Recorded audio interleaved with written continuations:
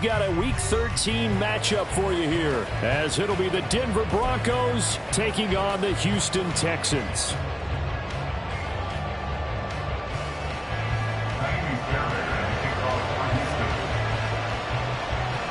The calendar has turned to December, and we're in the home stretch now as we're underway in Week 13. And this will go as a touchback, and they will begin things at the 25.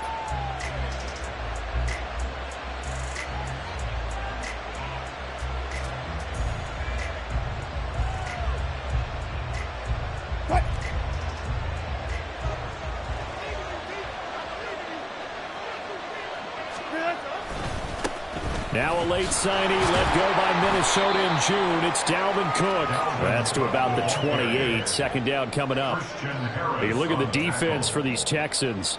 They come into this one in the bottom half of the NFL against the run, number 19 overall. One thing players always tell us is that they never really pay attention to numbers. I don't believe them for a second.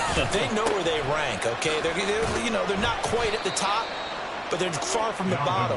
But let's face it, they want to move up. In order to do that, they got to look at each other and make sure everyone's taking care of their assignments in order to play the run better. When you find that kind of yardage, you couldn't be more confident as a ball carrier. And guess what? You're going to go back and tell your offensive coordinator, I'd like to keep carrying it, thank you.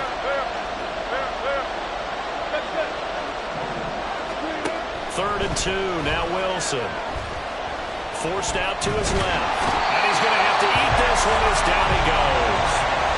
Credit for that sack goes to Cameron Thomas. Anytime you sack Russell Wilson, that's a win for the defense. But to get him here on his opening drive of the ballgame, that's a really big win for that defense. And the goal every week, keep him in the pocket. Don't let him get to the perimeter, because when he's in the open field, not only can he hurt you, but also you lose sight of receivers downfield, and they'll hurt you with big plays. They'll net only 35 here following a 43-yard boot, 8-yard return. And the Texans will take over.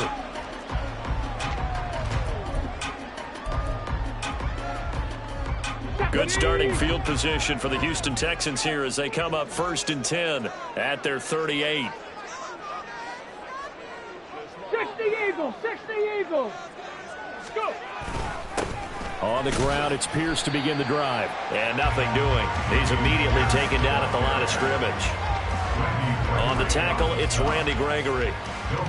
This defense for the Broncos, they were terrific last week in the win over Denver. And I'm eager to see the game plan and trying to attack them this week, because when you take it away 4 times through interceptions, what do you do now when you go into a game? Do you decide you can't throw the ball? Do you try and run it more? Or do you tell your quarterback, make sure you see your guys open before you deliver? He's across midfield. And he'll get this down to the 39-yard line.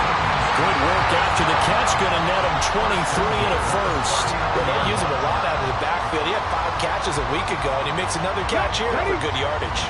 So from the 39 now, they'll come up on a 1st and 10.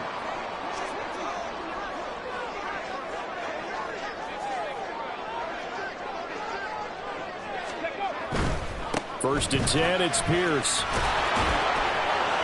And not a whole lot of room to operate there on the first down run. He gets maybe 3.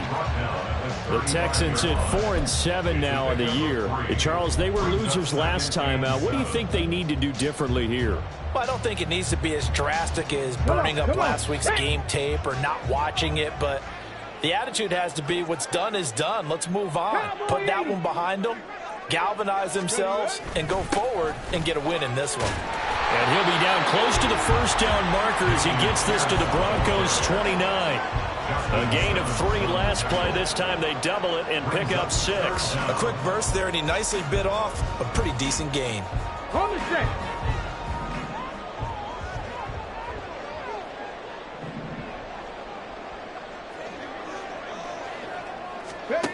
Now here's Stroud on 3rd down. And inside the 20 before he's brought down. Give him 10 that time, escaping the danger, running with it, and picking up a first down.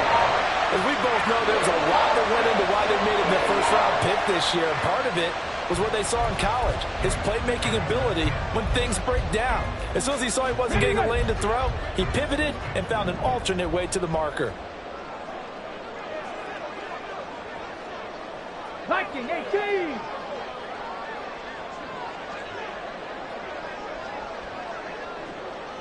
Ready. Pierce now up the middle. And he gets it down close to the 10-yard line. It's a 7-yard carry to set them up with a 2nd and 3. Pretty effective run there, and now they can start to smell that end zone. Pound the rock. Make sure you use your O-line to set the tone of dominance and physicality, and pound the rock. Ready. Now 2nd and 3.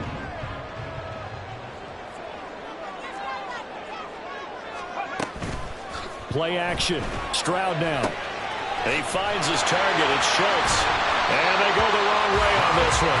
Losing yardage back at the 12. It'll be a loss of a yard, and that's going to lead to a 3rd and 4 coming up. In today's NFL, we're accustomed to the tight end getting downfield and creating plays and wreaking a little havoc in the secondary. Not on this one, though. They diagnosed that one really well. Tried to dump off, lost yardage. This will be the 8th play of the drive here. 3rd and 4. Stroud to throw it. Able to find the open man. That's complete. And the Texans are going to have 1st and goal as they try to finish off this drive with 6 points. Well, no question, this is exactly how they wanted to start this football game. And nice pass there. Now they're set up beautifully, Charles, to finish this off with a touchdown. Yeah, but they've still got to finish it off, partner, and that means they've got to execute at this stage of the field. So we've seen many teams march it right to the goal line and not cash in.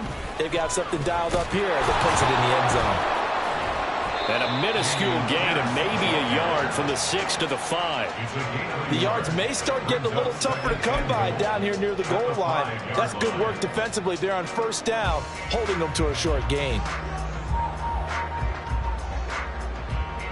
And the ball smack dab on the 5-yard line. Here's 2nd and goal. Now receiver in motion left. He'll get an opportunity with it on the touch pass. And he gets into the end zone. Touchdown, Houston. A great play there. His 3rd touchdown now on the year. And the Texans are on the board first here this afternoon.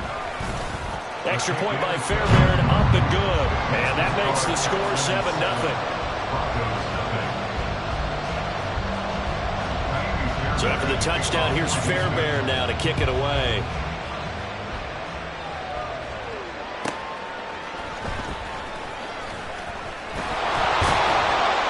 And no alley to be found. The coverage was solid, and he's dropped at the